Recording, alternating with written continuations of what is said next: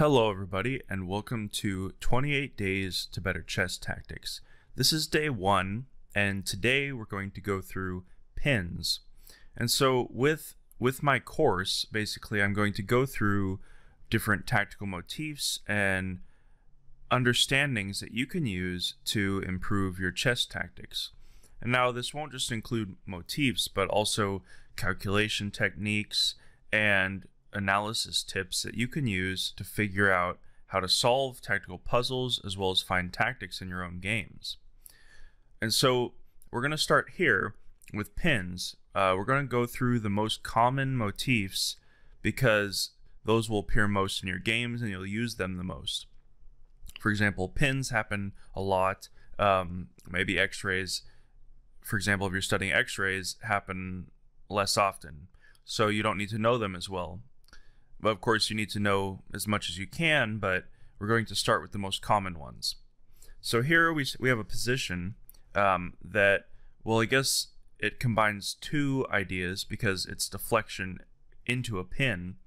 But how you would deconstruct this position is, in order to find the candidates, you would look from the king to the queen to the rook and then the bishop. And then after that, the pawns. So in that order, this is how I recommend that you find the candidate moves because it's very systematic. So if you're looking for possible candidate moves, you would see, well, the king doesn't have any because the black queen would simply take the white queen. So we can automatically discount that one. With the queen, you could see that the queen can take the queen, for example, here, but then the knight would simply just recapture.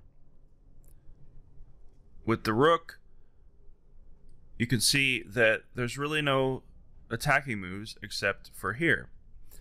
So an important point to make is that when you're first finding candidate moves, you need to keep an open mind, and you shouldn't discount any move because it seems ridiculous.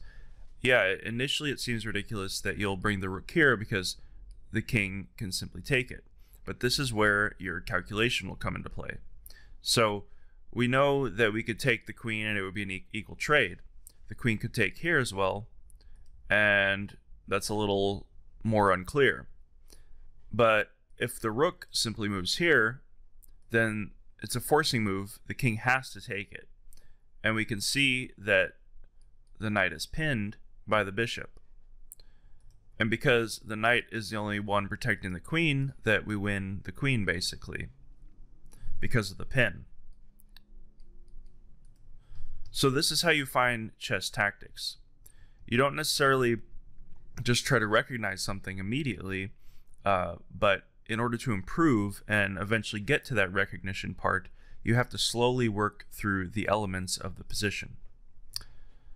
All right, so that is the solution here. Is rook moves forward, king takes, and then the queen takes, and black will basically be forced to lose all his material, and it's pretty much game over at that point. So this was a simple one, and initially I'm going to be doing simple tactics because simple tactics happen most often. So let's say 90% of the time you're only going to be dealing with simple tactics. And they're actually the most important because that's what wins games. So it might seem elementary to focus on simple tactics for a while, but simple tactics actually is what makes the basis of your safety questions when you're looking for moves. All right, so we're going to move on to different pinning positions. Here's position 1, and it's black to move. And basically, you want to figure out the strongest continuation that either wins material or checkmates the opponent. So I'd like you to pause the position and try to figure it out for yourself. Keep in mind that you want to look at the king here in this position, the queen, and then the bishop, and then the pawns. And you want to find all the checks, captures, and threats, and you want to analyze them until the end of the line. Now, you could just move the pieces on the board initially, but try to use your visualization skills as well, where you just look at the position and try to do it in your head. So pause the video now, and I'll come back in a couple seconds, and we'll analyze how to solve this position. Okay. So in this position, we can see it's black to move that, first off, white is threatening the black queen, so we have to do something with the queen, but the queen is also hitting the rook. So what we'd like to do is to take this rook. You can also notice that all of these pieces are on the light square diagonal, and we have a light square bishop. So looking at the king, there's nothing we can do with the king to prevent the queen from being taken. So we either have to move the queen or trade.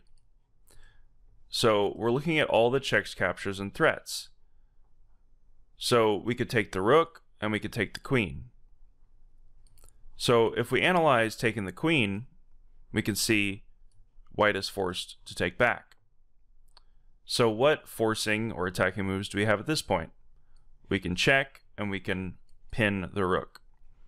And so that's exactly what happens. We pin the rook, and because the white king is far enough away, we win not only the rook but this pawn if he makes that move. Okay, so going back, you can see that simple positions like this happen a lot. So you want to be able to find simple solutions to the problem and notice the elements in the position. Okay, moving on.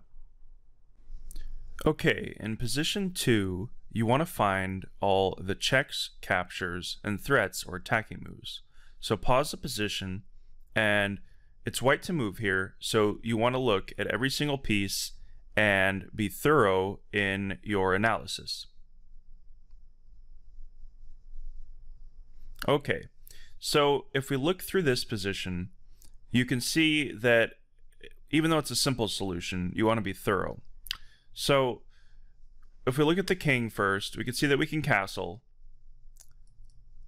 We can see that we can develop the queen. There's a lot of moves here. You can develop the bishop. So what you want to do, though, is you want to find all the attacking moves, the moves that you can do, that you can move as forward as possible. So yes, you can castle, but you also want to look at all the pawns and the moves that are on the opponent's side of the board. You can notice that the bishop is pinned, or is pinning the knight to the king. So the only attacking moves that we have really are either to take here, or to move the pawn forward to d5. So of course normal developing moves are good, but when you want to find attacking moves, you want to look for all the checks, captures, and threats. For example, castling doesn't have any threats. Moving the bishop is just a developing move. Taking here is an option to look at, but we see that there's no way for black to push this bishop back, and so the pin is absolute. So if we move the pawn forward, there's no way for black to threaten this bishop away in time. So he's forced to bring his bishop out and lose a piece for a pawn.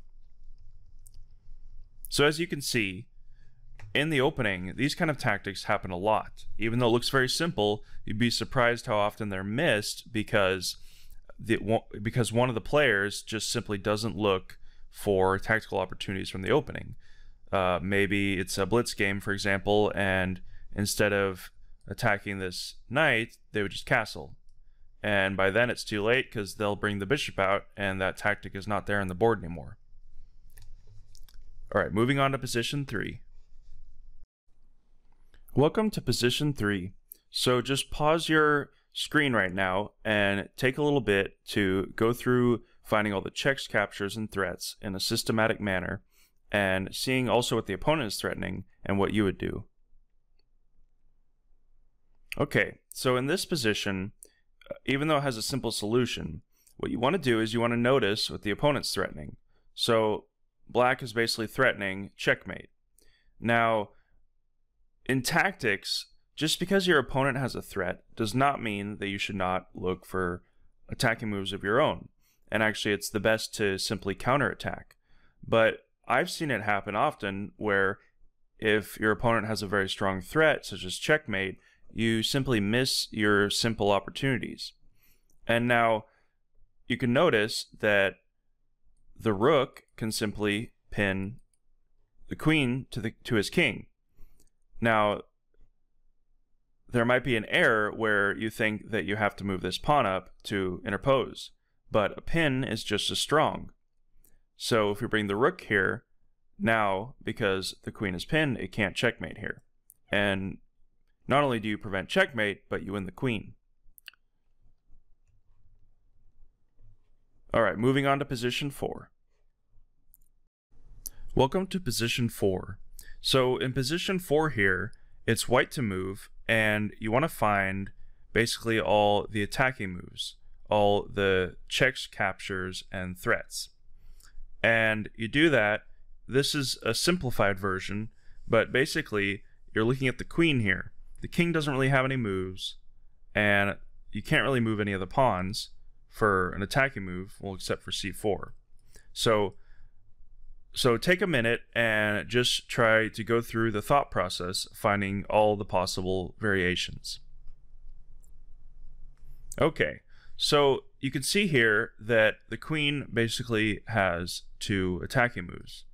The queen can move here, and it looks like if he moves there, then he's checking the king as well as hitting the rook.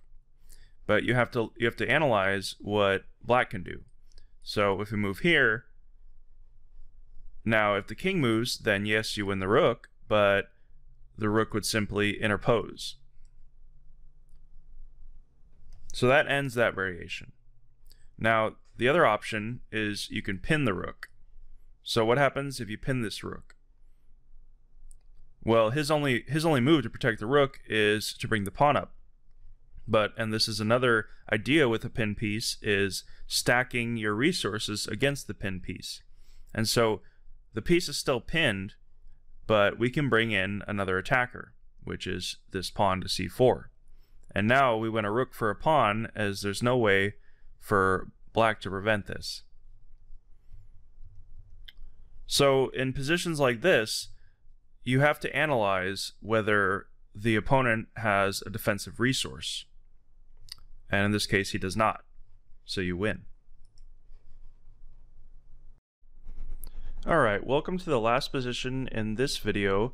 This is position 5, and I'll give you a minute to find the solution. It's white to move and win. Okay, so in this position, we can see that it's basically white has an extra bishop, and white is simply attacking, and it looks like he's going for checkmate, but we need to find the concrete way that he's going to do that. So we can look at the king first, no king move. The queen, we notice that there is a forcing move to take this pawn, and we can investigate if that works, and bishop can take this pawn. We can see that doesn't really work though, because the rook could simply take. And as for the rooks, it looks like we can bring the rook in here, but black would just simply take. So we're going to start with the queen, and we'll investigate whether that leads to checkmate. So even though it looks ridiculous initially to sacrifice the queen, we have to analyze the position after. And you can see that the pawn is pinned here, which effectively neutralizes this pawn controlling this square. And so we can bring the rook over, and that actually results in checkmate because of the pin pawn as well as the pawn here protecting the flight square. So if we go back, we can see that actually in this position it's quite simple, and there's not so many moves to consider because a lot of them you'll immediately discount, and the ones that do work you'll quickly see how it leads to a forced checkmate. Hey everybody, thanks for watching. Hope you enjoyed this video. Hit the like button, leave a comment, and subscribe for future videos. See you in the future.